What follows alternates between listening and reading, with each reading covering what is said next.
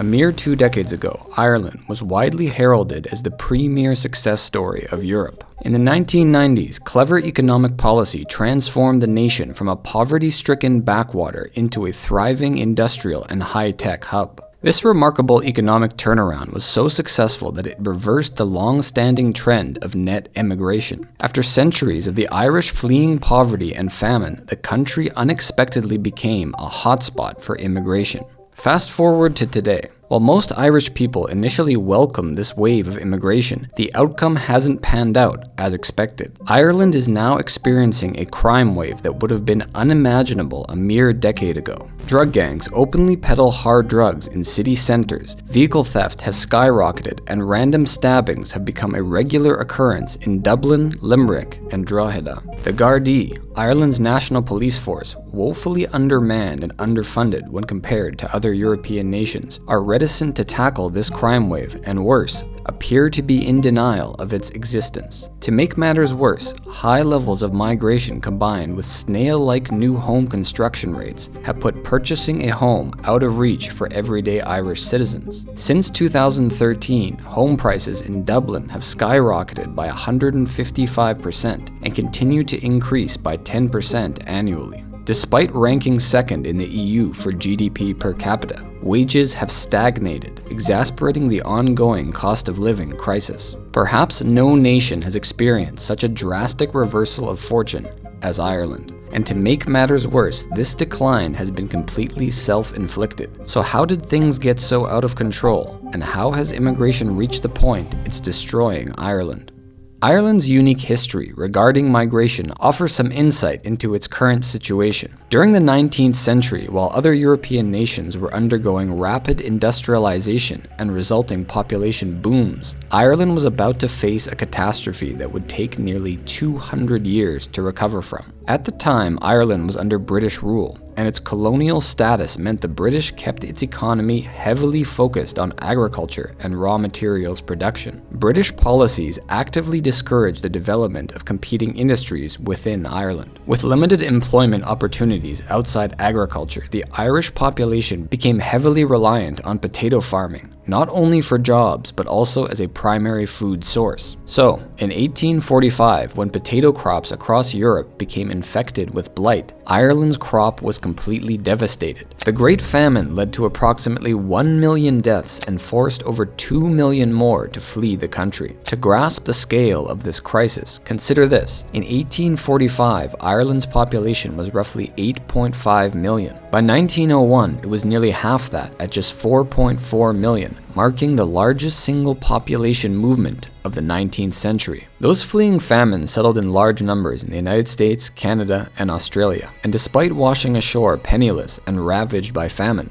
they managed to climb the economic ladder through hard work and resilience. This group was so successful that today, estimates put the number of those with Irish ancestry worldwide at somewhere between 50 and 80 million people, making the Irish diaspora one of the largest of any nation. Perhaps nothing embodies the success of this diaspora than the election of John Fitzgerald Kennedy to the White House. Kennedy, a descendant of a famine emigrant from County Wexford, symbolized the triumph of the Irish spirit abroad. The history of Irish migration, integration, and success abroad has fostered an enduringly positive attitude towards immigration within Ireland, a sentiment that remains strong today. Fast forward to the 20th century. Ireland continued to endure decades of slow economic growth and high emigration, culminating in a population low of just 2.8 million in 1961. However, this marked a turning point for the Republic. The government ended decades of economic isolationism, implementing policies to attract foreign investment and open up the economy. These reforms led to better economic opportunities, improved living standards, higher birth rates, and reduced emigration. Still, despite these gains, the nation lagged behind Western European economic standards. This set the stage for the 1990s when Ireland underwent a remarkable transformation from a perennial economic underdog to a high-tech powerhouse. From the early 1960s to the late 1990s, the four Asian tigers, Hong Kong, Singapore, South Korea, and Taiwan, experienced rapid industrialization, astonishing growth rates exceeding 7% per year, and transformed into high-income developed nations. They became global financial centers and leaders in electronics manufacturing. In the late 1980s, the idea of Ireland joining this elite group would have seemed laughable. But that's exactly what happened. A unique combination of factors transformed Ireland into a prime destination for foreign investment and business development. Ireland's membership in the EU provided multinational companies access to European markets. Coupled with this, Ireland's corporate tax rates, ranging from just 10% to 12.5%, the lowest in the EU, attracted massive foreign direct investment from major tech firms including Intel, Microsoft, and Dell. Additionally, the government implemented pro-business policies, including extensive deregulation. By 1999, the OECD ranked the nation in the top 3 countries for economic openness. This set Ireland apart from its EU counterparts, which were far more regulation-happy. Despite being relatively poor at the start of this period, the nation possessed a young, highly educated English-speaking workforce, thanks to government investment in quality, affordable education. Additionally, wages in Ireland were lower than in competitor nations, particularly the UK. This economic surge, known as the Celtic Tiger, transformed Ireland from one of the poorest nations in Western Europe into one of its wealthiest. Take a look at this chart depicting the GDP per capita of Ireland and the UK. Before 1990, Ireland significantly lagged behind the UK. It then skyrocketed during the Celtic Tiger period until today, where Ireland's GDP per capita is $116,000 compared to $54,100 for the UK. It's hard to overstate the effects of this rapid boom period on the Republic. Formerly struggling workers now flush with cash would hop on flights to New York City for Christmas shopping weekends. Helicopters landing on front lawns became a common sight, and owning holiday apartments in mainland Europe became the norm. This newfound prosperity attracted waves of immigrants seeking economic opportunity, something Ireland had never before experienced and was woefully unprepared to manage.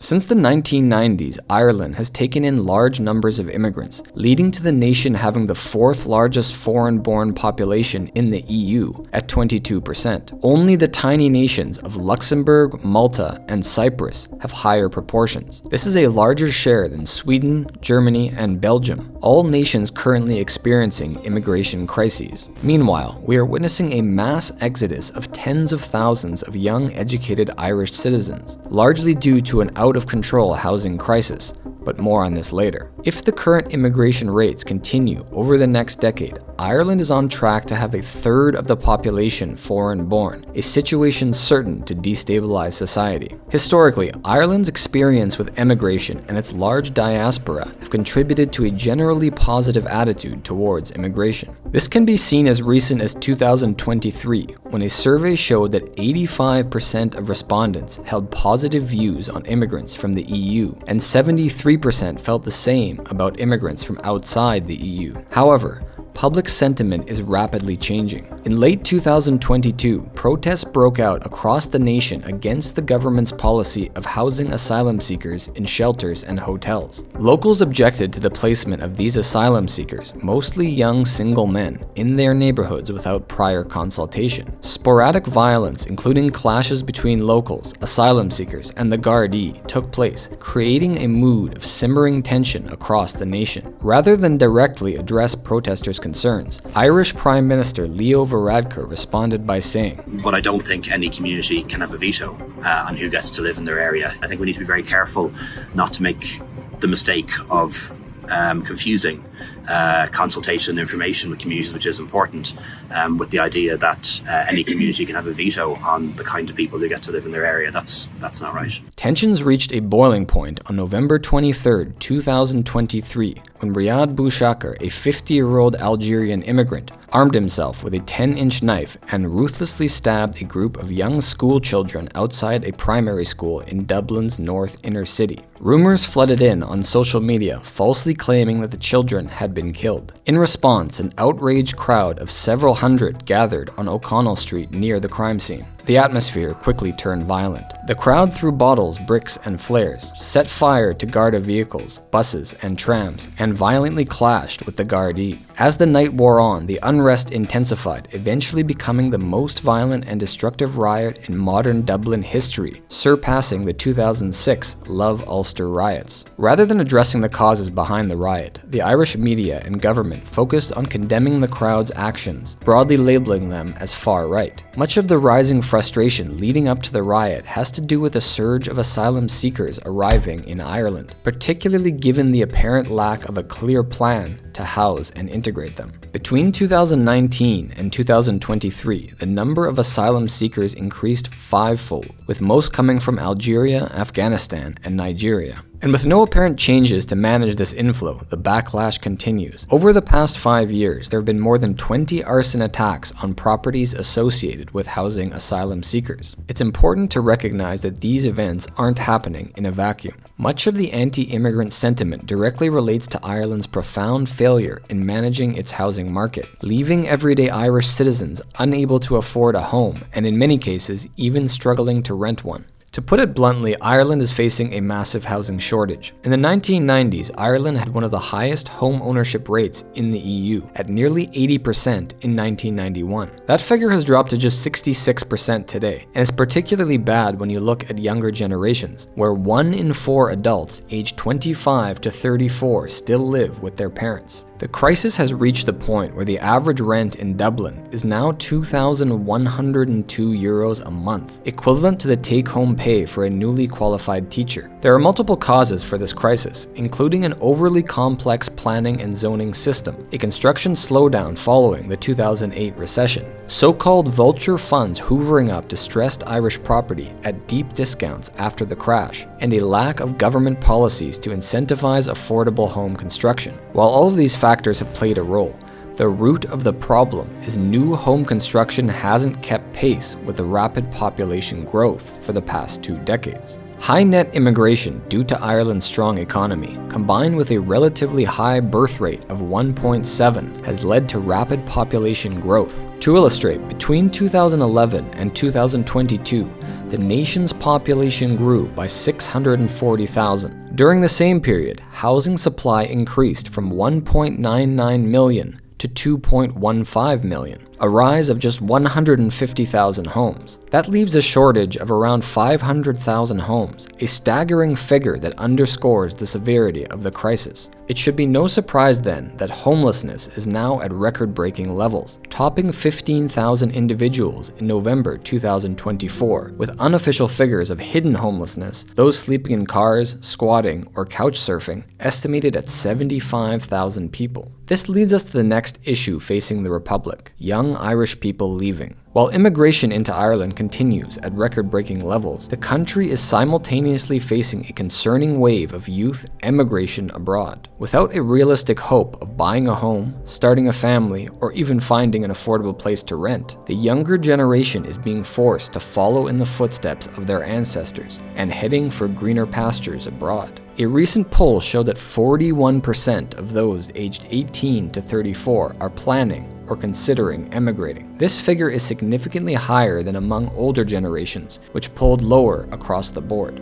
Among those intending to leave, the preferred destinations include other EU countries at just over a third, Australia or New Zealand at 29%, and the US or Canada at 23%. These statistics highlight the government's absolute failure to provide opportunities for its most treasured resource: its future generations. The situation echoes the famous quote by Irish poet James Joyce: "Ireland is the old sow that eats her farrow." What makes this even more tragic is that it didn't have to be this way. Ireland remains one of the wealthiest nations in the EU, and with a modest degree of foresight, it could have prevented life from becoming impossible for its youth. This brings us to the present day, where the momentum behind the anti-immigration protest has been dismissed and maligned by ruling political parties. As so often happens when legitimate concerns are ignored by the mainstream, fringe groups step in to address them. And this is precisely what happened in June 2024, when 2 candidates from far-right parties and 2 independents associated with anti-immigrant protests were elected to local seats in Dublin.